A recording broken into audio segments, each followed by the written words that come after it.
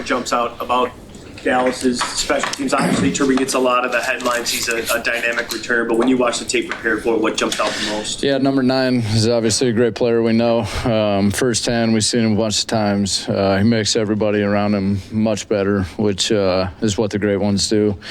But I would also say that they got a bunch of guys who play really hard, do a good job what they're executing and asking them to do, blocking, tackling. So we definitely, it's a challenge for us going in this game. We got to play well, obviously, help our team win. Sorry, his role has expanded a little bit on offense. Has that done anything to his special teams role? Like, is he fair catch? Yeah, no, he's doing the same stuff. You know, those types of guys, they can light it up any play. It just takes one of them. When I was in Philly, we had Deshaun Jackson. He was playing a lot on offense. He'd still go back there, and he could still change the game in one play, you know. So you have to take care of him, every one of those, and you got to expect his very, very best, which I'm sure he'll give us.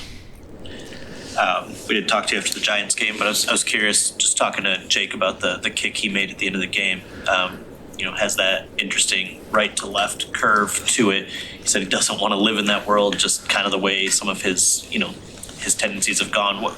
What is it about the way he kicks the ball that causes that, and how easy is that to get out of his game? Yeah, I think when the ball moves a little bit, the more the ball moves, probably the higher up you're hitting on the ball. The lower you're hitting on the ball, the more it's just spinning or rotating. But the higher up you hit, the more it moves a little bit left and right. I think the higher up you hit on the ball, the lower the trajectory too at times. So it just kind of depends. But ball contact, foot contact on the ball is going to change how it goes or travels. Now, I would tell you that a lot of kickers, their ball will move very similar to that, little right, little left, especially when they're hitting a hard ball from way back deep. Meaning they're putting a lot on the kick. Not the hardness of the ball, but the how hard they're kicking the ball or putting into the ball from their leg. The more it may move like that a little bit, which obviously on a long kick you have to do. So I would say it was not totally normal, but not totally abnormal either. You guys had some good kick returns the last couple games. Just what has the common denominator been? Yeah, I think we had a punt return and a decent kick return. All those plays come down to, a few things. I think I alluded to going in, or the last time we talked, I guess it was 2 weeks ago. Some of it's controlled by the other team and their punter and how he punts the ball to you. Like those guys in the last game punted the ball a little bit further down the field, so obviously it set up more of an opportunity to return it. So I think it's obviously blocking and creating space in the return game for players. And then it's obviously the returner hitting the ball downhill or doing a good job making some guys miss and all that. I thought TK did a great job. He attacked the coverage. He played downhill. He was fast. He was quick. He played with a purpose. He's trying to make it happen. A lot of times you see that when a guy gets an opportunity, which is it's a great part of this game, is there's a guy waiting in the wings, and when he gets his shot, man, he's trying to capitalize and make the very most of it. And I thought he did a good job of that, both on kickoffs and on punts. But anytime one player plays well, that means there must be a bunch of guys around him who've done a good job too. So all the guys blocking for the play obviously helped out a lot. What kind of has Tom Kennedy be for your special teams unit? Now he's got a chance to be on. Yeah, I think you've seen him. I mean, this league's crazy like that. I mean, here's Tom Kennedy. The guy's been up on our roster. He's been down. He's bounced around. He's sat in the wings for a long time. He's gotten his shot on offense and special teams multiple times. I think for the most part, he's gone in there and done a good job. And there's a lot of guys like that, and it's crazy. They're just kind of hanging around. I mean, anybody could take him. He's been on our practice squad. Somebody come in and claim him, put him on their active roster if they wanted. But ultimately, every time he gets a chance to go in the game, he's been productive for us, really probably in both phases, which is great to see. And it's a credit to him. I mean, the guy just keeps grinding away. And this league's full of guys like that who have great stories. They just keep believing in themselves. They keep competing, keep playing. And all those guys can really hope for is an opportunity. You get an opportunity, you go make plays. That's all you can do, which he's done. And then you just have to hope somebody wants you bad enough to put you on their active roster and make you their full-time guy or whatnot. There's a lot to that, obviously. But anyways, I'm happy for him. He's done a great job. He's done a great job for us this whole time he's been here. In a lot of ways, the way he practices and helps other guys prepare, talking to other players, young players, and helping them out and letting them learn. So great young man. Did well for us, and obviously we need him to continue to do that. What is the mood of the team right now? Outside world, there's a lot of people think the sky's falling and things haven't looked as crisp as they did last year. But what is the mood? Yeah, I would say. I mean, what's the mood?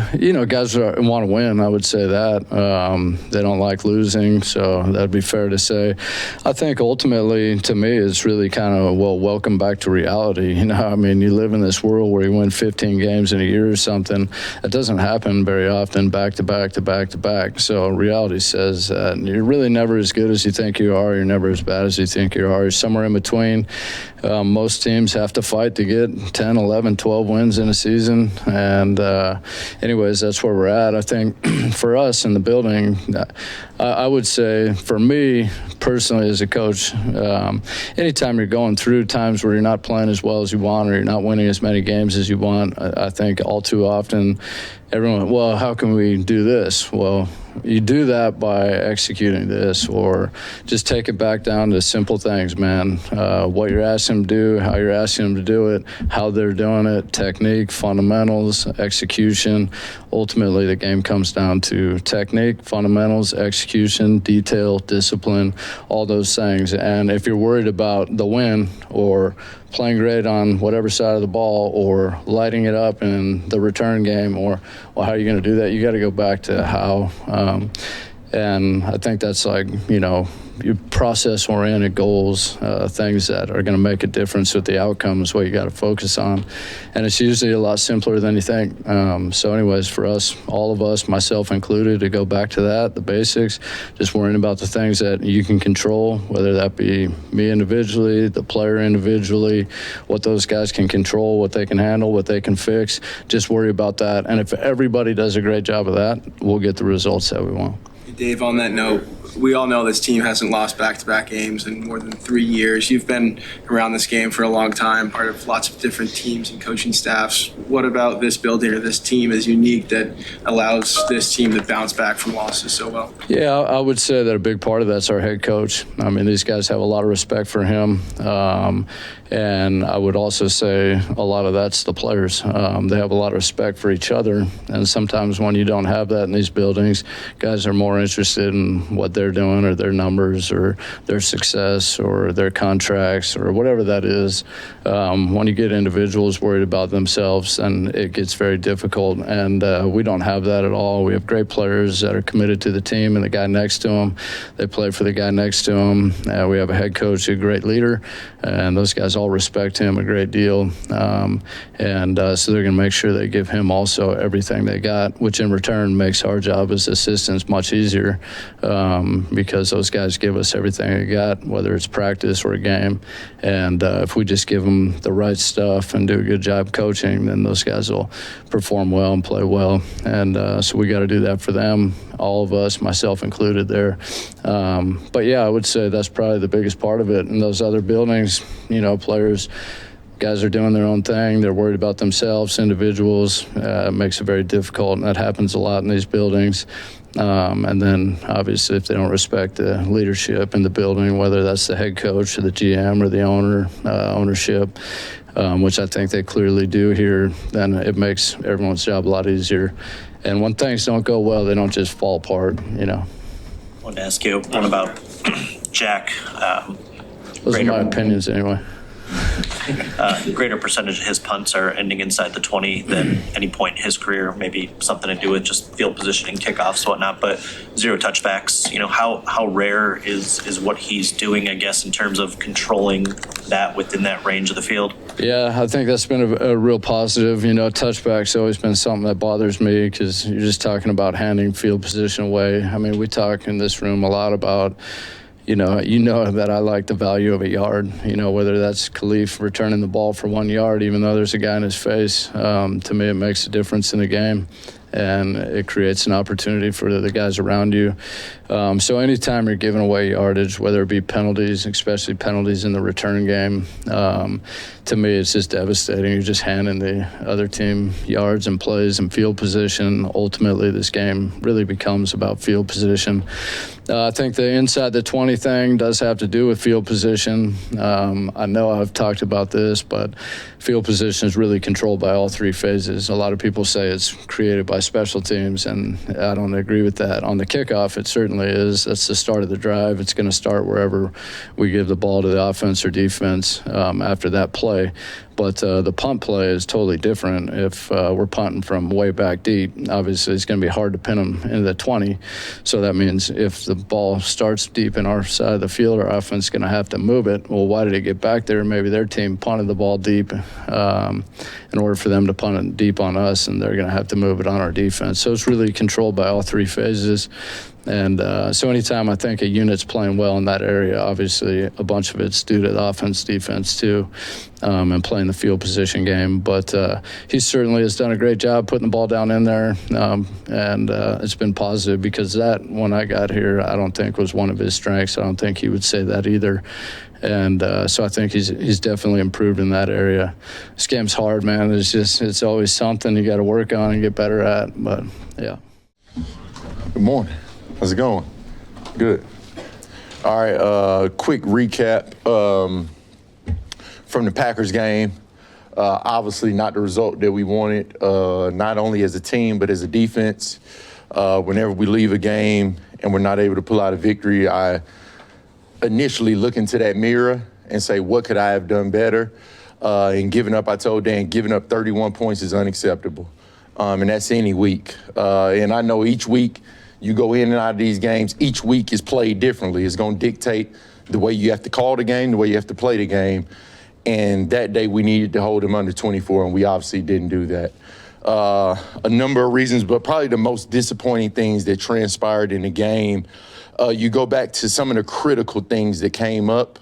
Some of those fourth downs, they were 50% on third down, but you look at fourth down, they were 3 for 3.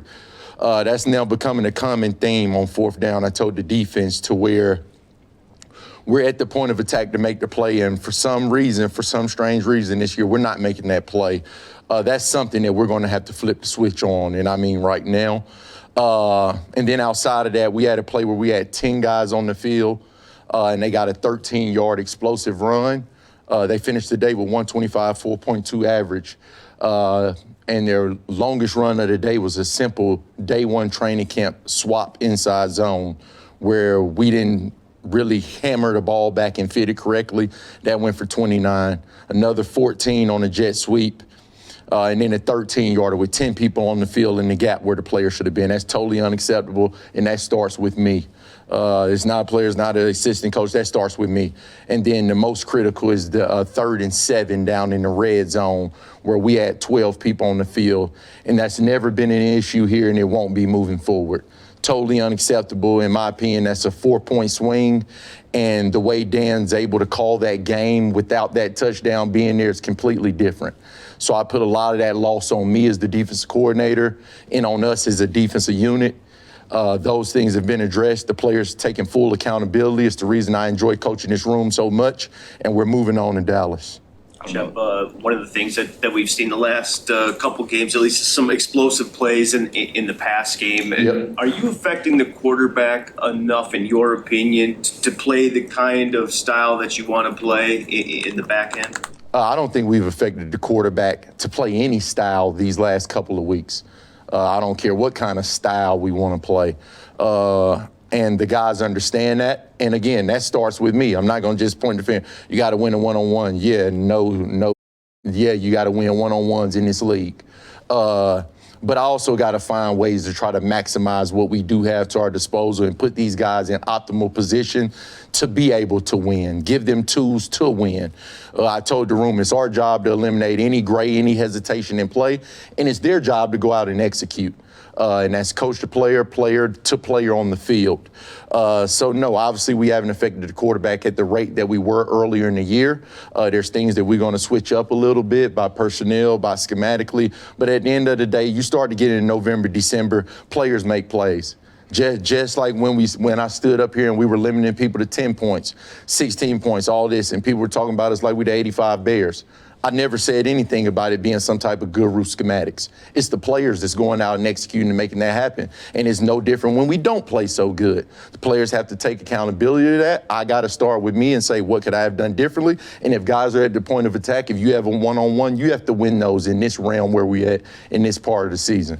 Both The the 10 and pass the rush 12. is obviously a focus every week, but especially this week against that offense, that quarterback, those receivers. Yeah. Just how do you ensure that you're converting those pressures into sacks?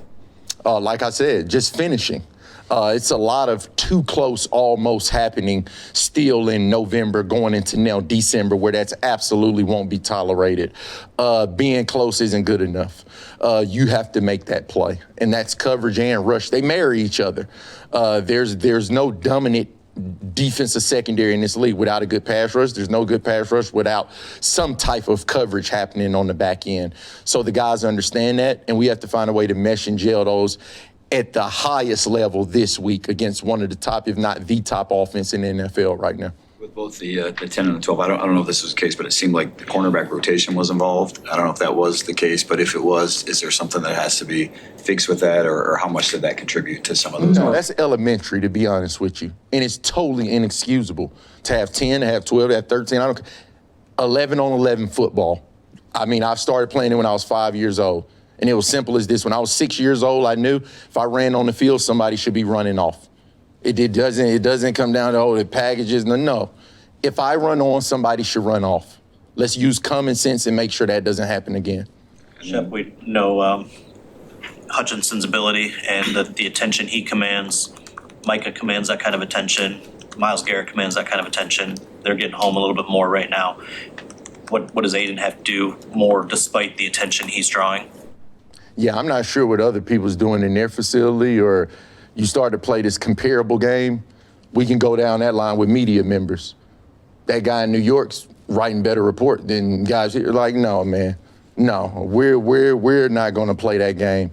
What I know is I have a high-level player, one of the best, if not the best edge rushers in this league. He knows, just like we know, people are going to plan for him. That's why he is one of the best, and he has to combat that. But it isn't a one-man show. Other people have to win. And when I'm not just talking about Hutch, I'm not just talking about Mac. I thought Mac was a very impactful rusher in the middle all Thanksgiving Day. But it just can't be those two guys. When your name is called, if you draw one-on-one, you have to win in this league if you want to be around. And it's just simple as that. Outside of just emphasizing them in meetings, what can you do to help force more turnovers? To force more turnovers? When the first thing first, when we do get the ops and the ball is out, we got to come up with it. We had a chance for a huge play down in the red zone when DJ Reed made a phenomenal job right there in the tight red, and he got the ball out on a little double slant concept they had going, and DJ Reed got the ball out. We got to find a way to get that ball. And I don't care about it taking a bad turn. When those balls are out, they have to be yards at this point in the year, and just continue to do what they've done. What I don't want is players trying to reach and go out of their realm of their responsibility to make a play. The plays will come to you all year. That's how it's been happening. It hasn't been anybody doing anything heroic. The plays come to you, and when you have those options, you have to make them. It's simple as that. How is Kirby doing mentally? He deleted all his social media here overnight, and just obviously the injury is something that's been wearing on him. How's he? Kirby's doing great. He's ready to get back. He was as upbeat as I've ever seen him last week, leading in the week, knowing that he's scratching and clawing. Hopefully it's a chance we get him back pretty soon here. But Kirby's good, man. Arguably one of the best receiving duos in the league, and Pickens and Lamb. Just when you watch them on tape, how are they different players? How do they complement each other? What's the task this week of trying to defend two guys on the outside who are so dynamic? Yeah, these guys are two of the top in the league, the top of the top echelon. And what do they do different? I mean, they both run the whole route tree. The only thing I would say that's really different is the physical nature in which George Pickens presents himself on the field. Huge catch radius, very physical at the point of attack, wheels himself open, whereas CD, man, he'll sink them hips, he'll come in and out of them, he'll put you in a blender if you're not right with your leverage, if you don't understand what you're doing. So they do a really good job keeping them apart as well. And what I mean by that, on opposite sides, which means you have to cover the whole field. You rarely see them together, and that's good. Shotty's doing an outstanding job. They have some of the top personnel in the league, and I told the defense, we're exactly where we want to be. Like, and that might sound crazy, but in my opinion, we're exactly where we want to be. You could say backs against the wall. What I see is a great opportunity with everything. When we started this year, we had goals and aspirations. All those goals and aspirations still lie ahead of us, but now it's just a more sense of urgency, which it always should have been. But sometimes it's human nature. You need a little nudge. You need a little reminder of where you've been instead of where you're at or where you think you're old, if you're owed something. We just need a little reminder. And I just hope it's a wake-up call to us all. There's an urgency and there's a margin for error that's no longer tolerable. And it's simple as that. Kelvin, you had a chance to review it last year too. What are some of the challenges of stopping the Schottenheimer offense? Oh, I mean, now what's a little different than before, because Shotty's been on staff there for a while now. He was there with Mike and all that. So he understands it's a lot of the same vibe, but the personnel's different. They've done a great job building that offensive line. That's the initial difference I see when I turn on their tape this year. It's a physical group that's getting movement at the point of attack. And then they did a good job going out and finding the back that I've always had a lot of respect for in this league, in Javonte, since he was drafted out of North Carolina at Denver, and we played him as a young pup. I always knew that was a special kid, man. Barring injury, he's a top back in this league, and they did a good job finding him, and he understands the scheme. His running style, he has 734 yards after contact. There's a lot of plays on tape where guys missing. We don't have the margin for error to miss those plays. So understanding it's a run pass, they keep you off balance 50-50. They know teams going to play with a shell, so that's why they attack you the way they do in the run game. They do a very good job. It's a balanced attack, and I'm looking forward to this challenge. I can ask one more then. What are your thoughts about Coach Kiffin landing at LSU? Oh, it's outstanding. I think that lane, not to get off track, obviously all my sole focus is on the Dallas Cowboys, but I absolutely want to congratulate the new head coach of my alma mater, Lane Kiffin. I think he's going to bring back a championship mentality and a championship atmosphere like it belongs at down there in Baton Rouge. You said this is exactly where you guys want to be. Yep. Can you just expand on that maybe a little bit more before you leave? Outside it seems like the world's falling to some of these Lions fans who don't understand that, maybe this is the NFL. Yeah. But why do you guys embrace this moment so much, even though you're sort of, out of the playoff race or out of the playoff? Because I've been trained and conditioned. The same reason I don't panic when I lose 3 starters on the back end, because I see an opportunity ahead of us. I see an opportunity where we're back in that realm of being doubted. I see an opportunity to where everybody's not looking at us as the class of the NFL. So that's why I say it's right where we want to be, because it's right where I like to live. Right here, just in the back, just laying in the weeds and waiting to bite somebody's ass. So I'm looking forward to this week, and I know our players feel the same way. All right, guys, go ahead, man. How's their defense kind of turned a corner since they've added Quinton Williams? Seems like the trade deadline kind of a catalyst for them. Yeah, I think you really see what they're all about since the last 4 weeks. I mean, they're 3-1. It's the front. Those guys are getting after it. Those 2 guys in the middle. Even Clowney, he's playing at a high level right now. So that's going to be the thing that we have to be aware of, and we are setting the game plan up a certain way, just like we always have. But they are really getting after it up front. That's the way, the Uberflus's defenses have been about. So they did a good job trading for those guys, and it's helped. And they're playing complementary football. So You guys are a bit down at tight end right now, just personnel-wise. Just a little bit. How do you sort of, massage the personnel you have to fit what you want to do? Yeah, it's kind of cool. Next man up, guys are going to get opportunities. I thought it was great last week. Saint goes down, TK comes in. Man, he did a hell of a job. It was awesome, and it's good to have him. He's a veteran guy, came in, stepped in.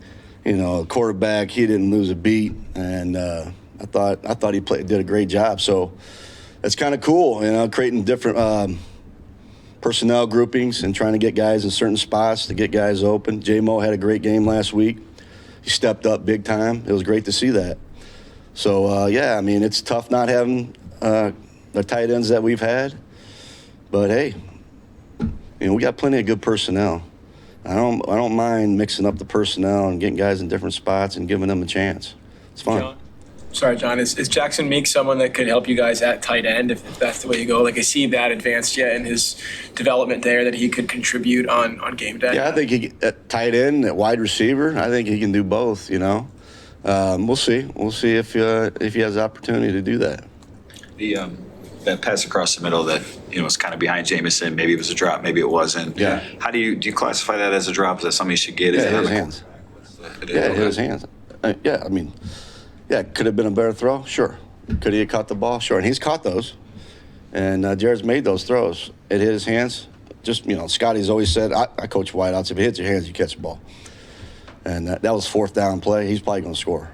It was man to man. So the things on like 4th down and 3rd down, it's the same thing that we've been talking about. Man, we do this together. When we do things right, okay, we're damn good. Okay, when we're erring in technique and details and things like that, or it's just one guy, it's tough. It's tough. So that's been the thing. That's what's been going on. So the guys respond. I mean, we did pretty good on 3rd down last week. Considering we didn't have a lot of our guys. And it's a tribute to the old line, the quarterback, and those guys coming in, our coaches getting those guys prepared. I mean, those guys had to go in different spots that they're not used to. And I thought it was pretty impressive, So, yeah, it was just a couple of miscues that we had. But it's like that. The game comes down to 4 or 5 plays, every game. And we can't afford to do that. So. You mentioned the revolving door of issues on 4th down. You guys were toward the top of the league before that Philadelphia game. Then 0-7 will quickly change the stat on you. Yeah. Is there anything you can do as a coaching staff to simplify, to calm the guys down in those critical situations? No. I mean, we had the right plays called, and I just told you, we erred someplace, whether it was a drop, whether it was a throw, whether we didn't do the right technique. It's those things, you know what I'm saying? So we all have our hand in this. And I'm not concerned. I'm not concerned because we got the guys. We got the guys to get it done. So I'm not concerned with that. Now, if it's a scheme issue and stuff like that, I am concerned because that's on us. That's on us. And it's all on us. The whole thing is. And we do this thing together. And I'm not concerned with that. It'll happen. It's going to happen. So, I mean, it's the simplest thing, catching a ball or making the throw or running the right route the right way. It's all those things. It's all the little things, You're playing guys in different spots, and you got some young guys. And there's some things that they haven't, it's a certain technique. They haven't seen it, or a certain coverage that they haven't seen it. That's tough on rookies. It's tough. It's tough to come into this league because you're going to see a lot of different things. So we're always on pinpoint on everything, man. The way we install, when we show the looks, we got to go out and do it. It's tough. Like last week, you have a chance to go practice. You know what I mean? So you don't get it full speed. But that's not an excuse. It's not an excuse. So it's like I said before. These guys are not rookies anymore. We're trying to put them in the right position to have success, which we are. We just got to get it done. We got to execute. That's the bottom line, man. You got to execute. You got to execute every play, every single play, every down. Okay, that's what you do. John, you look at anything to get off to faster starts? Last 3 games, Yeah. Haven't scored in the first quarter, been behind at halftime. Yeah. Is there anything you can do to get that thing moving quicker? There's things you can do. I mean, you can, based on, when you put up first plays of the game, right? You look at kind of what they do in the beginning of a game, all right? And then you go off what you did in practice. Okay, what's good? All right, Hank, this is good. Okay, the passing game, okay, we like this. What's the quarterback like?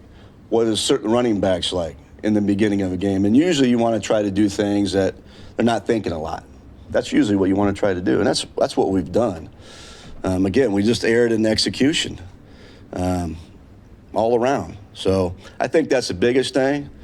You know, we talk about things, changing things at halftime, stuff like that. It's the same type of deal. Okay, what are they doing? They doing anything different? No. What do you guys like? You know, when we get together at halftimes, what do you guys like? What are you guys seeing? We all do it together, put it together. All right, let's go. Let's do this. That's the biggest thing. I think if you can do things in the beginning based on kind of what they do in the beginning of a game, that's the way I've been taught. That's the way I approach it with Dan. I give him all the tendencies and things like that, how they're doing things. And then you go from there. And it might be, hey, quarterback likes this, the running back likes that, the old line likes this play. So you put that in because they like it. So let's go do it. So I know you don't want to lose any kind of player of Amon-Ra's caliber to potential injury, but how much can it boost Jamison's development getting a handful more of first team or first looks? Yeah, I think it's great. I think he stepped up last week. I mean, the quarterback made some great throws. I think he had 15 completions in a row at one time. And he did a great job. That's what he's supposed to do. We put him in the right spot. The quarterback made the throw. He's a weapon, you know, just like Gibbs is. We've got some guys that are weapons. It's kind of cool. But it was great to see that he did that. You know, he's had a few games now that he stepped up. So I love it. You know, and, you know, as a receiver, as any player, I mean, you build confidence like that, let's go. You know, it's kind of cool.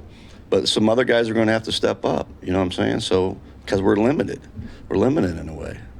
John, with the ground game, seemed like a lot of the fits were pretty good up front, and it was the second level stuff, not getting a body on the linebacker, maybe the running back, the wide receiver not digging out the safety. Was that execution, timing? Were they doing something defensively that was tough to adapt to? No, they didn't do anything that we didn't practice. It was execution, bottom line. I'll say it again, execution. That's what it was. Is there anything, just the way sometimes defenses fire, is there anything like You say fire, you mean? Yeah, fire downhill, like on a run play. Is there ever, you know, something that shows up on film that they're reading something in your tendencies, or is that just the style that certain defenses play? No, it's just a style. I mean, it's depending on the situation, too. You know what I mean? If it's second and short, third and short, they're going to be coming downhill. And we do a really good job with our self-scout. But the bottom line is just the execution. Yeah, they can fire all they want, and we have other plays that we're watching the game, and we're looking at what they're doing. But if we don't do the proper technique, the proper block, that ain't going to work. That's what it boils down to. You're watching tape, huh? Try. Okay, that's good. We are too. Just real quick, you mentioned some of the different personnel packages you can use to kind of make up for the tight ends. Dan Skipper is one of the guys who's seen a little bit of an uptake. Yeah. And just how valuable is it to have a guy who, like a 6'0" lineman who has so much experience doing that and can just jump right in? Yeah, it's awesome. It's awesome to have him because he has to step up a little bit because of the tight end situation right now. I mean, he ran some routes last year. Did you guys see that? I saw it. I saw it on tape. So I'm working with him a little bit. But yeah, I think it's very valuable. You have to do those types of things. You got to have, like I said, different personnel guys. You're down tight ends. All right, you got to go in, or maybe we use two back. You know what I mean? You got to figure it out. That's what we have to do right now. And the good thing is we did those things in training camp, OTAs. You know, just to prepare us for this moment right now. So, I mean, I didn't know we weren't going to have two tight ends, but the guys got to step up. Some tips for Skipper as a route runner? Huh? Some tips for Skipper as a route runner? Let's go play fast. Think man, react to zone. That's what I always say. Let's get this W, man.